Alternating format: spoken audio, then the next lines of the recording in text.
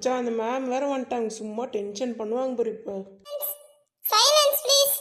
கதிர், என்னடா காலேஜ் கேட்ல ஆரம்பிச்ச பஞ்சாயத்து இன்னும் முடியலையா? உங்க ரெண்டு பேரோட வாய்ஸ் அத்தான் அட்மிஷன் ரூம் வரைக்கும் கேக்குது.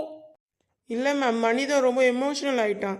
நீங்கள் வரத்தை பார்த்துட்டு என்ன மேம் இன்னைக்கு இவ்வளோ அழகாக இருக்காங்கன்ட்டு என்கிட்ட கவிதை சொல்லிட்டு இருக்கான் மேம். என்னது? அப்படியா மணி?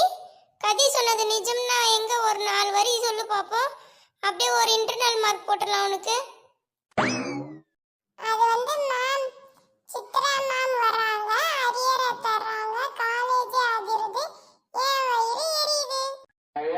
அடே, இது கவிதையா இல்ல கொலை மிரட்டலாடா? கதிர் நீ சொல்லு, அசைன்மெண்ட் எங்க? மேம், அசைன்மெண்ட் எழுதுறதுக்காக பேனா எடுத்தேன் மேம். ஆனால் அந்த பேனா மையே தீர்ந்து போச்சு. இதுலேருந்து என்ன தெரியுது? கடவுளுக்கே நான் படிக்கிறது பிடிக்கலன்னு தெரியுது மேம்.